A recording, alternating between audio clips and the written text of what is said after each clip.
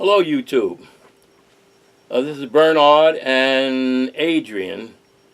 We're doing our third episode, and it's about two strange individuals that I met during my course of travel in the experience of things that I wanted to know about. And I say too strange because the incidents that happened were very unusual, and only in hindsight do I think I know why one occurred. Adrian, this is Adrian. All right, hi YouTube. Well, Bernard, why don't you first tell us about the first incident where you met a strange individual which you might have thought could have been an extraterrestrial. Okay. From 55, this occurred between 55 and around 60, I think, in between. I was working odd jobs. During the fall, I would work with the post office. When that was over, I would work odd jobs in between until the summertime came, and I would work at the Department of Parks. When this happened, it was in between the post office and Department of Parks. I was working as a part-time messenger for a company called RCA Communications, similar to Western Union. It was delivering messages, going there, and the officer would give you a message to be delivered to somebody, and you take it, have the receipt signed, and bring it back to show that you delivered it. Well, I had to report down near Wall Street. And when I got off, when I got out of the cell, I had to make what you would call a right turn to walk to the corner of the block and make another turn to a long block. Get to the end of that when I made a slight a right again to about a quarter of the way and go down into the basement, like where there was an office. And there was a bench where other guys were sitting, and they would, whoever was first, the lady, whoever it was, would give the message and say, take this to so-and-so, right? Well, one morning I came out of the subway. I came out, made my first right, got to the corner, made another right for that long block, and was walking at a fairly good pace. And as I was walking, this man comes right on my left-hand side, passes me, and steps right in front of me. And I had to stop. You know, I didn't want to bump into him. He just cut you off and then stopped walking? Just came and just walked like this, and I had to... What did the man look like? I mean, Caucasian, he was white, well-dressed, you know, a little bit taller than myself. And he didn't say anything, didn't turn around, he just jumped in front of me like that, and then all of a sudden he started walking off. And I looked, I said, what's wrong with this guy? Did somebody stop in front of him? No, it was just me. I don't even remember anybody else out walking. It was a sunny day, or? No, it was a nice day. Okay. Nice day. He didn't say anything. He just paced off. After he did that, he just walked his pace and kept on going. And I sort of like looked at him and said, what the hell is wrong with this guy? You know, do something like that. Well, eventually I forgot about it. I went to my job, did what I had to do. I think it was the very next day. I had a message to deliver in that long block that I walked. There was a building there, and I had to deliver a message inside that building. I went in, went up to a certain floor, delivered the message, had it signed, the receipt signed, and came down the elevator. I had about, when I got down to the main floor where I had to go out, it was about a 15-foot walk. 15 feet I had to walk before I got to the revolving door. As I was walking to the revolving door, a man passes me. He gets into that first triangular slot and starts moving, and I get right behind him in the next one. When he gets to the point where he's just about out, I'm in between that little circle. And he stops and holds the door. When it's your turn? Yeah. He stops and holds the revolving door. And I'm stuck in between. So is he halfway out already, or is he out? He's just about out. He comes to the point where he's just about out. He's out. And then he puts his hand and stops. No, he just stops. He doesn't... the back of it hits his back. Yeah, he just stops and just stays there. Like he puts his back to it to keep it from moving. Did he look like maybe he dropped something? No. He was standing straight up. Did he look back at you when he did? No, he just stood straight up. And I looked, and I said, that's the same guy. The same guy who walked in front of you and was the day cut before. You off and then stopped walking. Yes. So now he does the same thing again, but he stops. Yeah. In front of you. Right. In the revolving door. Yes. Stops the door. Right. Then he starts moving away. He's on the sidewalk, moving away on the sidewalk now. And I get through, and I call him. I said, no, I didn't call him. I say, excuse me. And he stops. And I walk and get around his side and looking at him. I say, is there something you don't like about me? And he just stood there and looked at me, didn't say a thing. Just looked. Didn't say a thing. Then What was the expression on his face? Was he Just giving you a bad look? No, or- no, there wasn't no bad look. Just a straight. You can show Oh, me. just a just a straight look, like he's looking at you. Like, if I could think of it, it would be like he was. I don't know. It was just strange. It was a strange thing that really happened. But eventually he left. He didn't say anything. He just left, and that was the last I ever saw of him. When I got my regular job working with Transit Authority, I was a conductor. I started in 1970. And during sometime in the 70s, when I used to go to work, I used to always carry a little bag with me, a shoulder bag, and I had my books in it, things that I would read in between breaks. I'd take my train from 179th Street, go down to Chambers Street, and come back, and I had a little break in between. And what I would do is there was 2 crew rooms for all the guys who had breaks. There was a big crew room that had a lot of guys in. They were making a lot of noise. They'd be playing checkers and things like that. But further down to the left, there was a smaller crew room, and I used to go in that one. There was a couple of guys in there. And I don't know how it started. I was reading something. I don't know whether it was dealing with reincarnation or whatever it was, and somebody must have saw the cover, the title of the book, and we started conversing and talking about it. There was some guy in there, I learned his name was Weiss. He didn't seem to like the subject that we were on. To him, it was, I guess, it was, insulting to his beliefs? His beliefs, yeah, his religion, the religion that he was into. Because he would say, like, that's not according to the Bible, that's not according to this, things like that. He was just one of these kind of people. And eventually, being that I didn't stop conversing with other guys, he started calling me names. He would call me an antichrist. It's happened over a period of time, though. He would call me an antichrist. He even called me used the word whoremonger. Oh, wow. How did this make you feel when he was saying these things to you? Well, I figured things like this might happen, but it was a little upsetting. But I mean, I stayed cool, what you call cool. I didn't get angry or anything like that. But over a period of time, he was calling me these names, and I didn't know that there was a fellow who used to walk by that room, and he would hear Weiss calling me these different names. And even when I would come off of a trip and come walking down the hall, if he passed me, he would say, "You're the devil," things like that, right? Well, eventually, he was out somewhere, and this guy that would stop and listen to the conversations going on, what he was saying to me, he stopped me one day. And he said, "You know what? I heard what the things that Weiss was saying to you." He said, "If that was me," now I'm going to have to say this, what he said. He said, "If that was me, I would have knocked him on his ass." He said, "You must have the patience of Job." Now, I didn't know who Job was. Only in hindsight,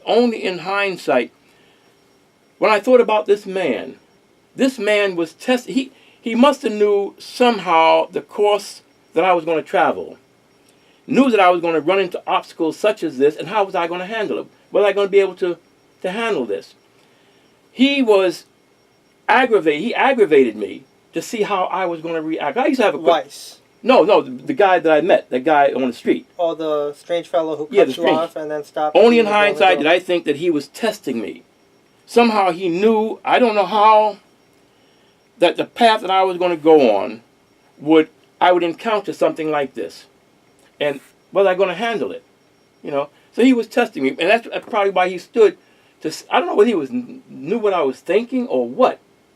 But I always say, I hope you wanted to really put your temperament to the test. Yeah, because I used to have a quick temper.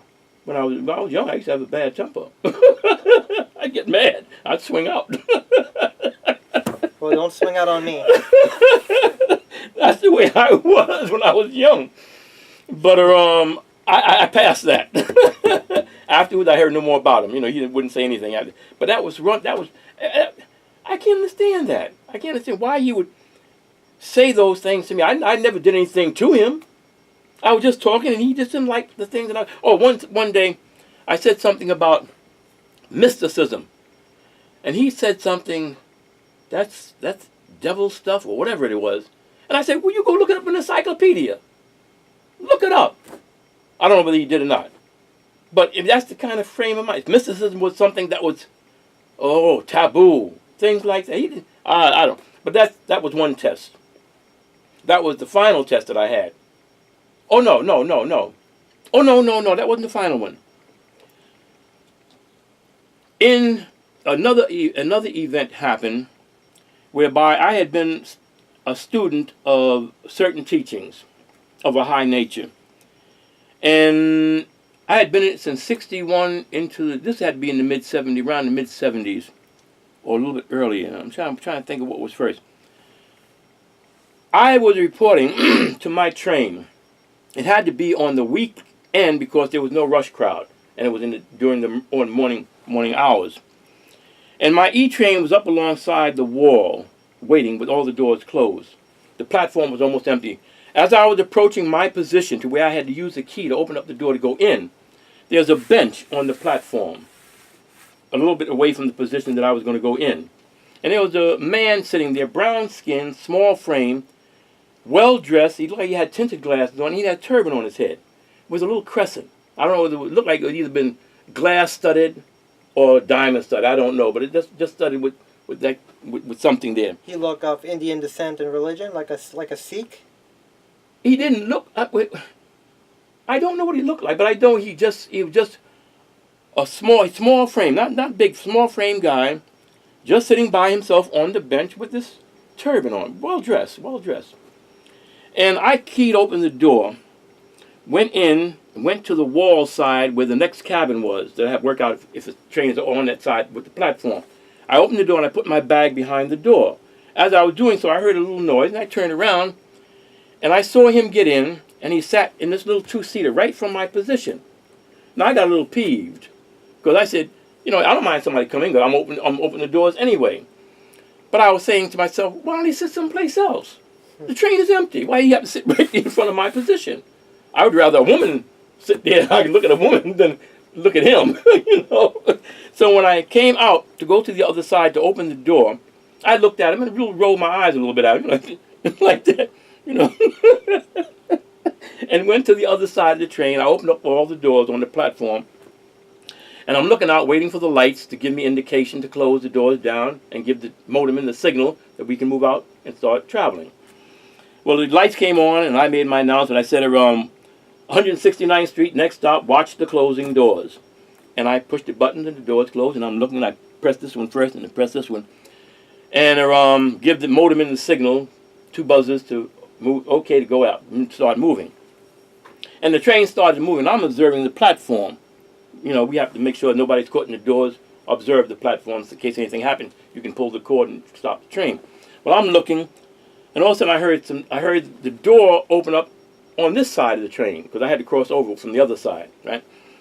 And the doors were the kind of doors you pull back, like you pull the door and you slide it back, and you come to the other train. I look around. He comes on this side and sits down in this two-seater. And I'm saying to myself, what's wrong with this guy? First I thought he might be afraid to ride the train, be by himself, be alone. And that he was just following me around just to make sure he was near the conductor, see? Mm-hmm.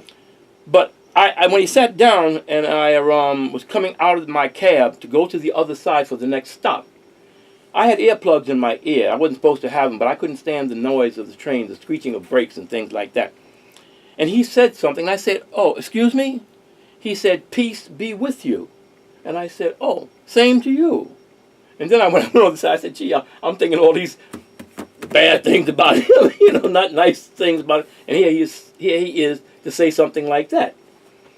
So from 179th Street to what you call 23rd and Eli Avenue, when you get to 23rd, that's the end of being in Queens. We start going into Manhattan.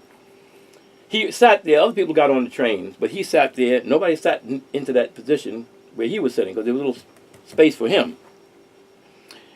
We get underneath the tunnel. We go underneath the East River. We get to 53rd, Lexington Avenue, 53rd Street. And it's on that same side where he was sitting. I'm standing there waiting. When I get in there, the train comes in. I make sure it's in its position, and I open the doors. Look, make my announcement for the next stop. Close the doors down. The next stop is going to be on the same side, so I'm standing there when the train is moving, and I'm looking down at the people on the train. And he gets up. He walks like this, comes around, and gets right in front of me and looks at me. Said, "Are you a good listener?" And I paused for a while, and I said, "I think so." He said, "Study your higher degrees. In order to penetrate the mystery of the rose, you must go deep within yourself." Now I was shocked. I was astounded. Mm-hmm. I was in my higher degrees, and they were beginning to pile up. I couldn't seem to get to them. And this is for the viewers that don't know that Bernard is a member of an ancient order. If you didn't view the first few videos, that he is a Rosicrucian. It had been now for 52 years, a marvelous order. But at this period of time, I was in my higher degrees, but I wasn't getting back. My monographs or studies were, backing up on me, and I wasn't getting to it. And the more I looked at it, the more I didn't want to get to it. I figured I had so much to cover. But how did he know this? I mean, he said, "Study your higher degrees. In order to penetrate the mystery of the rose, you must go deep within yourself." And in the symbol in the order is the cross with the red rose in the center. Now, the beautiful red rose symbolizes the soul in the human being. It is a divine presence within that you have to allow eventually to express itself more perfectly than what we're doing today. Most people, the majority of people. And he was trying to get me to get back to this so I could express this, develop to where I could express this divine within me that we all supposed to express. But what happened was, when he finished saying what he said, the train was coming into 5th Avenue and 53rd Street. So I had to turn around and look at the station to make sure the train came into the proper stop. And when it came in, I had to open the doors. When I opened the doors, I looked and looked. He steps out. He steps out and he starts walking in the direction of the train was going to move once I closed the doors down. And I'm looking at him. I say, who the hell is he? Eventually, I close the doors down, and the train starts moving. I'm looking. He's still walking. I'm looking, and all of a sudden, I see him pass me by. And I look, and I smile. I don't know whether he smiled or not. But that was the last I saw him. But eventually, I got back to my studies and caught up. Now, I look back.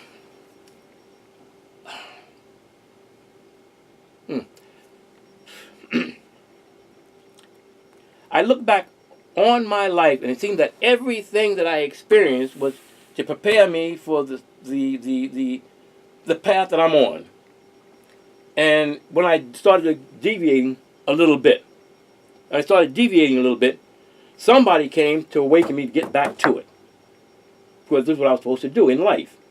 And I realized what I'm doing now, this is what I want to do. I want enlightenment, knowledge, wisdom, understanding. I want to be like the great masters. And I want to use that knowledge to help others. Mm-hmm. So somehow they knew, and they got me back on track. And for our viewers again, give a few examples of the great masters.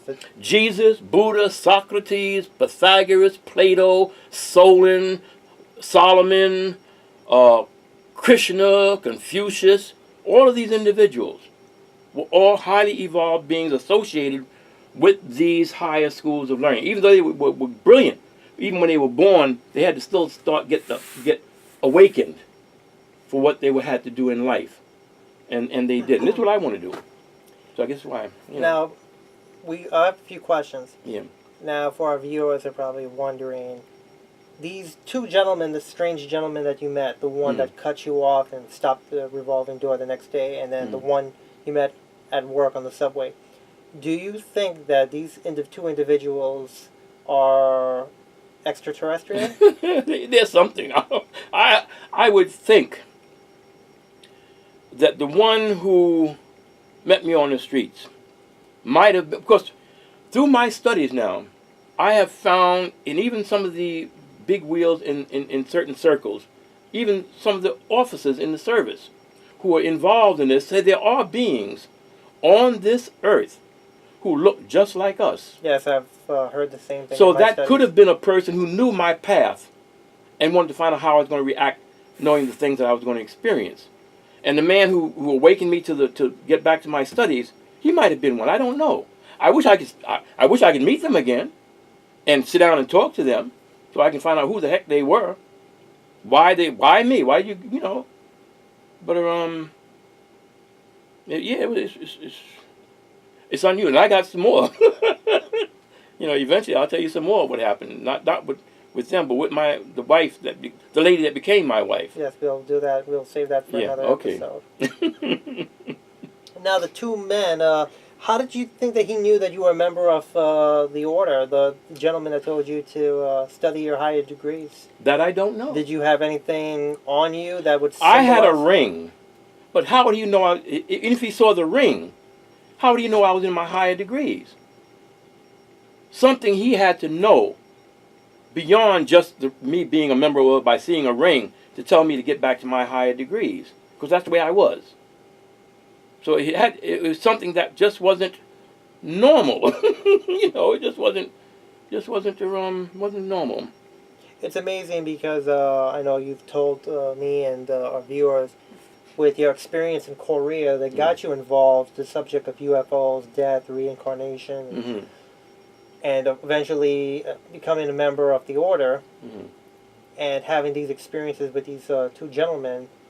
Now, when you look at everything that's happened, and you say it's put you on a certain path that mm-hmm. you've been on, when it happened, besides having a feeling of anger towards the first gentleman that cut mm-hmm. you off, did you feel then that there was something more to it than just that? Not then. Only in hindsight, looking back on the things that I experienced, made me think of these two guys. You know, at the time that it happened, I had no thoughts of that. I have no thoughts of it. Just like a lot of other things in hindsight that I experienced, I only in hindsight did I realize why it was.